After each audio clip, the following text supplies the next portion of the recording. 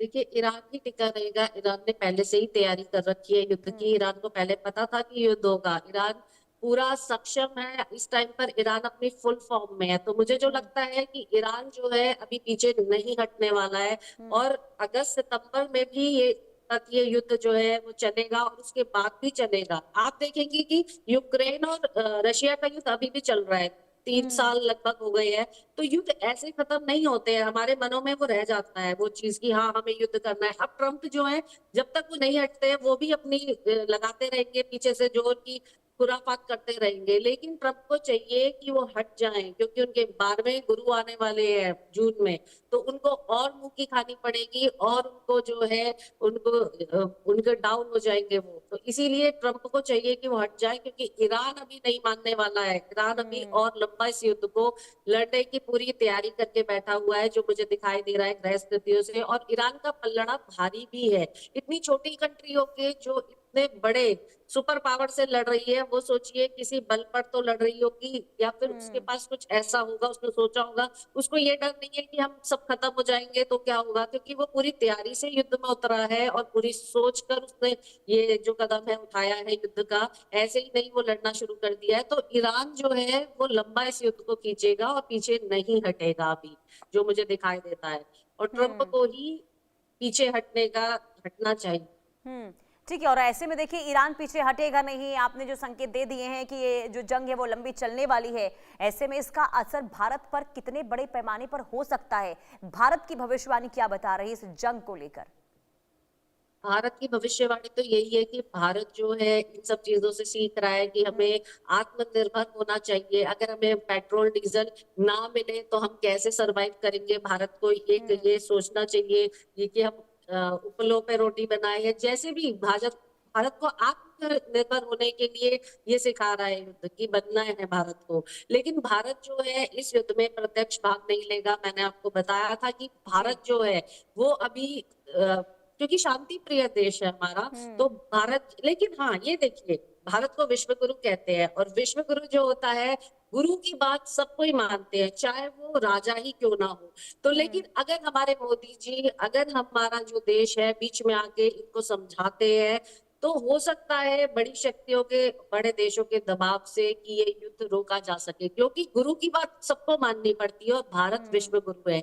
तो गुरु की बात ये लोग मानेंगे। आने वाले टाइम में इस बात को समझेंगे कि शांति ही एक रास्ता है, या सामने बैठकर बात करना ही, मोदी जी वाली बात, कि एक रास्ता है। हल जो है, समाधान किसी भी समस्या का हम्म। बैठकर निकाला जा सकता है। इस तरह से लड़कर कोई भी समाधान नहीं निकलता है। रशिया का कौन सा समाधान निकल गया, यूक्रेन का कौन सा हम्म। समाधान निकल गया, वो तो चल ही रहा है युद्ध। तो ये भी अभी चलेगा, क्योंकि गुरु अतिचारी है।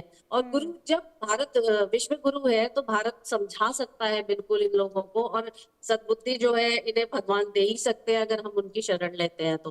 हम्म। तो इसीलिए भारत को समझाना चाहिए। हम्म। लेकिन भारत अभी नहीं समझाएगा और हाँ। प्रत्यक्ष सामने नहीं आएगा। हाँ, यानी कि भारत अगर आगे आकर देशों के साथ बातचीत करता है तो कहीं ना कहीं देखिए इसका पॉजिटिव इम्पैक्ट जो है वो पड़ेगा, ये आप भविष्यवाणी में बता रही हैं।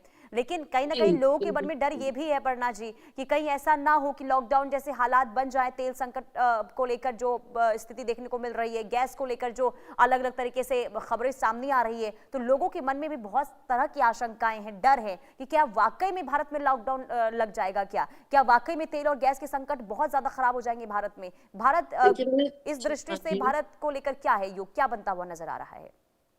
पुनीता जी, देखिए, भारत को लेकर मुझे ये दिखाई देता है कि लॉकडाउन तो नहीं लगेगा।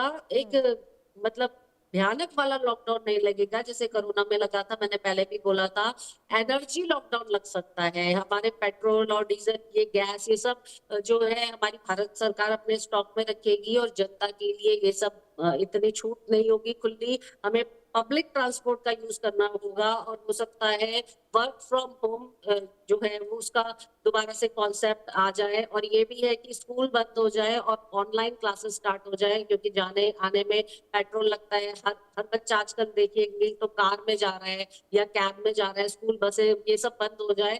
ये सब हो सकता है। जो हमारी गवर्नमेंट है वो एनर्जी सेव करने पर ज्यादा ध्यान देगी। तो हम्म। बहुत बड़ा कोई लॉकडाउन नहीं लगेगा। हमें सब कुछ मिलेगा मार्केट में, पैनिक नहीं होना है। कुछ हमें अपने घर में स्टोर नहीं करके रखना है, खाने की चीजें मिलेंगी। मान लीजिए हम अभी 10 ट्रक आते हैं सब्जी के, तो तब 2 ट्रक आएंगे, बस इतना ही होगा। और महंगाई बढ़ जाएगी क्योंकि 2 ट्रक आ रहे हैं, कहाँ 10 आते थे।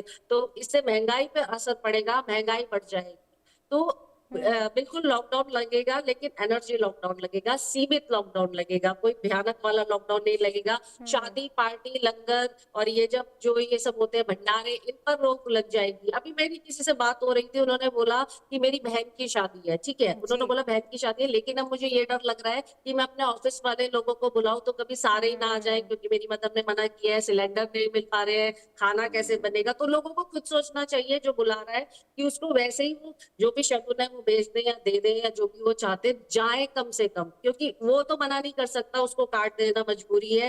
अपने बड़े जो भी उनके बॉस वगैरह है, उनको चाहिए कि वो ही ना जाए, क्योंकि उसको सीमित लोग बुलाने हैं। और वो भी बहुत सोच रहे हैं कि हम कैसे संख्या सीमित करें। उसके घर वालों ने भी कह दिया है कि सिलेंडर नहीं मिलेगा तो कम से कम लोग बुलाए। तो इस तरह की स्थितियां बनेंगी, शादी वगैरह पर बैन मतलब कम से कम हो जाएगा। लेकिन ऐसा नहीं है कि हम किसी से मिलेंगे नहीं, या हम जैसे कोरोना टाइम में हुआ था, हम एक कमरे में बंद हो गए थे, इस तरह जी। का लॉकडाउन नहीं होगा। ये हमें घूमने फिरने की सब कुछ आजादी होगी, हम सब जगह जा पाएंगे, लेकिन पब्लिक ट्रांसपोर्ट से, निजी वाहनों पर बैन लग ठीक है। सकता है। कुल मिलाकर देखिए यहाँ पर समझदारी भी दिखानी होगी, संयम भी रखना होगा, पैनिक होने की जरूरत नहीं है।